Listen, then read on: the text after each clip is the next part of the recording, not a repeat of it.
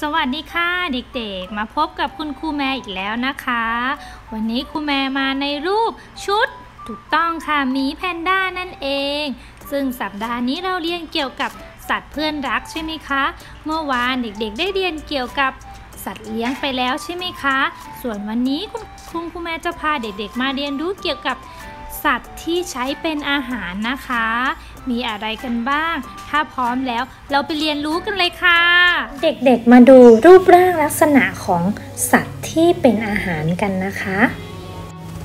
สัตว์ที่เป็นอาหารเราจะแยกได้ดังนี้นะคะเช่นสัตว์บกที่ทานได้ก็คือจะมีนี่คือหมูใช่ไหมคะเด็กๆหมูจะมีรูปร่างใหญ่เป็นสีชมพูมี4 ขานะคะเขาจะอาศัยอยู่บนบกและก็จะออกลูกเป็นตัวนะคะนอกจากหมูแล้วก็ยังมีนี่เลยก็คือวัวนะคะวัวก็มีรูปร่างสูงใหญ่เป็นสีน้ำตาลนะคะมี4 ขาเช่นเดียวกันนะคะอาศัยอยู่บนบกเหมือนกันแล้วก็ออกลูกเป็นตัวน้ำนมวัวยังสามารถรับประทานได้ด้วยนะคะเด็กๆต่อไปก็คืออะไรคะสีดำๆใช่แล้วค่ะคือควายเด็กๆคงรู้จักนะคะมีรูปร่างขนาดใหญ่นะคะมี4 ขาค่ะควายก็อยู่อาศัยอยู่บนบกออกลูกเป็นตัวเหมือนกันนะคะแล้วก็นมควายสามารถรับประทานได้เหมือนกันนะคะก็คือนมควายนั่นเองต่อไปก็จะเป็นสัตว์น้ำนะคะสัตว์น้ำที่รับประทานได้ก็นี่เลยค่ะกุ้งนะคะกุ้งจะมีหลากหลายเลยนะคะที่เด็กๆเคยเห็นนะคะกุ้งจะอยู่ในน้ำนะคะออกลูกเป็นไข่ค่ะแล้วก็จะมีปลานะคะปลาก็จะมีหลากหลายชนิดหลากหลายสีเลยนะคะปลานี้สามารถทานได้และทานไม่ได้นะคะปลาที่ทานได้ก็เช่นปลาทูปลาอินทรีปลากระพงปลานิลหรือปลาทับทิมแล้วก็ปลาแซลมอนนะคะก็มีหลายชนิดเลยปลาก็ออกลูกเป็นไข่นะคะไข่ของปลาเราก็สามารถรับประทานได้นะคะต่อไปนี่คืออะไรคะถูกต้องค่ะก็คือปูนั่นเองนะคะ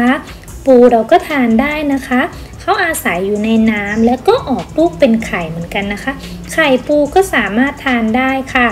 แล้วนี่ก็คือปลาหมึกนะคะปลาหมึกเขาก็อาศัยอยู่ในน้ำออกลูกเป็นไข่เช่นเดียวกันนะคะสามารถรับประทานได้แล้วก็สัตว์น้ำอีกประเภทหนึ่งก็คือหอยนะคะหอยเราสามารถรับประทานได้นะคะแต่หอยบางชนิดเด็กๆก็ไม่ควรทานนะคะสัตว์อีกประเภทหนึ่งที่รับประทานได้ก็คือสัตว์ปีกนะคะสัตว์ปีกเขาก็จะมีขนแล้วก็มีปีกนะคะเช่นคืออะไรคะคือไก่นั่นเองนะคะไก่อาศัยอยู่บนบกนะคะออกลูกเป็นไข่ไข่ของเขาก็สามารถรับประทานได้นะคะไก่นี่ก็มีหลากหลายสีเลยนะคะเด็กๆต่อไปคืออะไรคะใช่แล้วค่ะคือเป็ดนะคะเป็ดลักษณะก็คล้ายกับไก่นะคะมีขนแล้วก็มีปีกมี2 ขาเหมือนไก่เลยนะคะเป็ดเขาอาศัยอยู่บนบกนะคะแต่เขาสามารถลอยน้ำได้นะคะซึ่งเป็ดนี้ก็ออกลูกเป็นไข่นะคะไข่ของเป็ดก็สามารถมารับประทานได้ค่ะก็คือไข่เป็ดนั่นเองค่ะต่อไปนะคะก็คืออะไรคะนกนะคะนกบางชนิดทานได้บางชนิดทานไม่ได้นะคะแต่คนส่วนมากก็ไม่ค่อยนิยมทานนะคะนกก็จะเป็นสัตว์ปีกคล้ายกับเป็ดแล้วก็ไก่นะคะมี2 ขาเช่นกันแต่นกเขาสามารถบินได้สูงกว่าเป็ดแล้วก็ไก่นะคะนกออกลูกเป็นไข่เช่นไข่นกกระทาเราสามารถนำมารับประทานได้นะคะทั้งหมดนี้ก็เป็นตัวอย่างรูปร่างลักษณะของสัตว์ที่สามารถรับประทานได้ที่คุณครูนำมาให้เด็กๆดูนะคะต่อไปคุณครูจะพาเด็กๆไปดูเนื้อสัตว์ที่เขานำมาทำเป็นอาหารกันได้นะคะว่าเนื้อแต่ละชนิดเป็นยังไงค่ะเรามาถึงแล้วนะคะก่อนที่เราจะเข้าไปเราต้องใส่ถุงมือให้เรียบร้อยนะคะ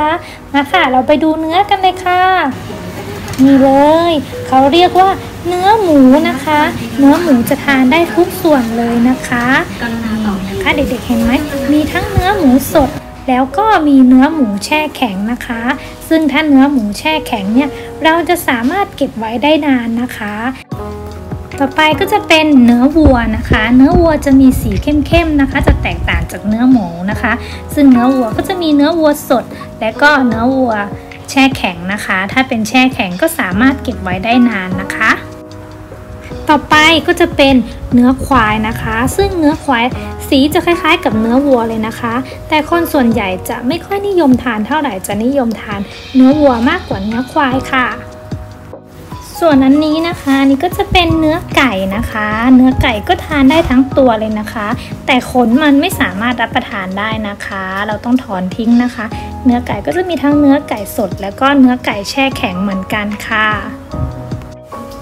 ส่วนอันนี้นะคะก็จะเป็นเนื้อเป็ดนะคะซึ่งขนมันก็ทานไม่ได้นะคะเราต้องถอนทิ้งเหมือนไก่เลยค่ะก็จะมีเนื้อเป็ดสดแล้วก็เนื้อเป็ดแช่แข็งนะคะ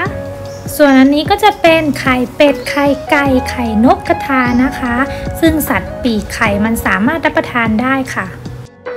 ต่อไปก็จะเป็นสัตว์น้ำนะคะก็จะมีกุ้งเราต้องแกะเปลือกก่อนนะคะถึงจะทานได้แล้วก็มีปลาหมึกแล้วก็ปูเราก็ต้องแกะกระดองออกก่อนนะคะถึงจะทานได้นะคะอันนี้ก็จะเป็นปลานะคะซึ่งปลาก็มีหลายชนิดที่ทานได้และทานไม่ได้นะคะเช่นปลาที่ทานได้ก็จะมีปลานิลปลาทับทิมและแม้กระทั่งปลาแซลมอนเป็นยังไงบ้างคะวันนี้ครูแม่ก็พาเด็กมาดูเนื้อสัตว์ที่เขานำมารับประทานกันนะคะซึ่งความจริงก็มีหลายอย่างหลายชนิดเลยค่ะแต่ครูแม่พามาดูเป็นตัวอย่างเฉยๆนะคะเดี๋ยวต่อไปเราไปดูตัวอย่างอาหารที่เขา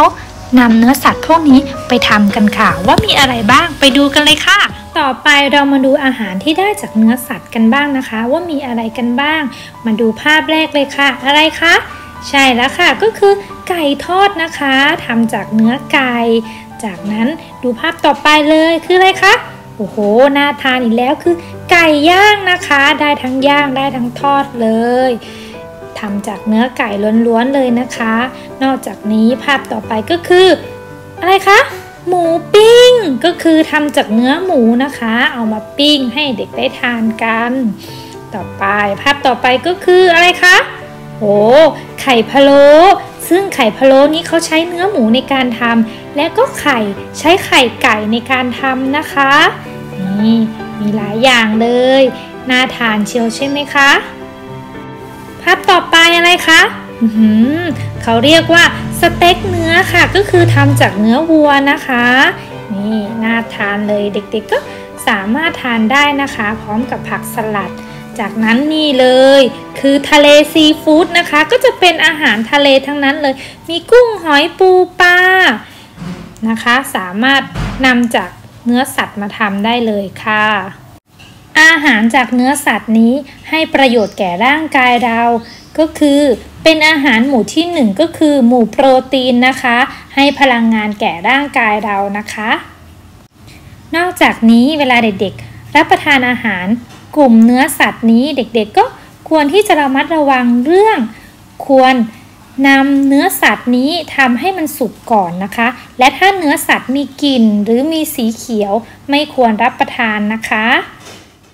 เป็นยังไงกันบ้างคะวันนี้เด็กๆก็ได้เรียนรู้เกี่ยวกับสัตว์รูปร่างลักษณะของสัตว์ที่เขาใช้เป็นอาหารนะคะและยังได้รู้เกี่ยวกับส่วนที่นำมารับประทานอาหารตัวอย่างของอาหารที่ใช้เนื้อสัตว์ในการทำนะคะและยังรู้เกี่ยวกับข้อควรระมัดระวังในการรับประทานอาหารด้วยใช่ไหมคะคุณแม่เชื่อแล้วแหละวันนี้เด็กๆได้เข้าใจแล้วทีนี้เรามาทบทวนด้วยการทำแบบฝึกหัดกันเลยนะคะเด็กๆไปหยิบหนังสือเล่มนี้มาเลยนะคะพัฒนาอัจฉริยะ QS นะคะหยิบมาแล้วเด็กๆก็เปิดที่หน้า30เลยนะคะหน้า30นะคะหน้านี้เขาบอกว่าสัตว์ซ่อนแอบนะคะเรามาดูคำสั่งกันก่อนนะคะว่าเขาให้ทำอะไรเราเรียนมาแล้วทบทวนกันนะคะสังเกตภาพและเขียนวงกลมล้อมรอบภาพสัตว์ที่ซ่อนอยู่นี่มีภาพอะไรซ่อนอยู่นะเด็กๆมาดูภาพแรกเลยสัตว์ตัวนี้มันซ่อนอยู่ในพุ่มไม้ตรงนี้มันคือสัตว์อะไรนะคะภาพแรกก็คือวัวภาพที่2ก็วัวเหมือนกันแต่คนละสีใช่ไหมคะเด็กๆสังเกตดูข้างบนวัวตัวไหนคะ ถูกต้องค่ะก็คือวัวสีขาวมีจุดดำนี่ใช่ไหมคะเราก็วงกลมล้อมรอบเลยต่อไปภาพนี้นะคะภาพนี้เรามาดูกันว่าสัตว์อะไรที่ซ่อนอยู่ในนี้นะมีช้างกับม้าสัตว์ไหนคะเก่งมากเลยค่ะก็คือดูหางสังเกตได้ชัดเจนและสีก็คือม้านะคะเราก็วงกลมล้อมรอบม้านะคะต่อไปมาดูข้างล่างกันต่อข้างล่างนี้ดูเลยสัตว์อะไรซ่อนอยู่นะอะไรคะสีเหลืองๆมีเป็ดกับไก่อะไรคะใช่แล้วค่ะก็คือไก่วงกลมล้อมรอบไก่และภาพสุดท้ายดูนะอะไรซ่อนอยู่ในบ้านมีแกะกับวัวดูสิคะสีขาวๆเหมือนกันเลยแต่ไม่มีจุดเขาก็เรียกว่าแกะวงกลมแกะนี่เสร็จแล้วเห็นไหมคะคุณแม่เชื่อแหละว่าเด็กๆก็คงทำได้กันทุกคนนะคะทำเสร็จแล้วอย่าลืมนะคะส่งมาให้คุณครูดูด้วยนะคะ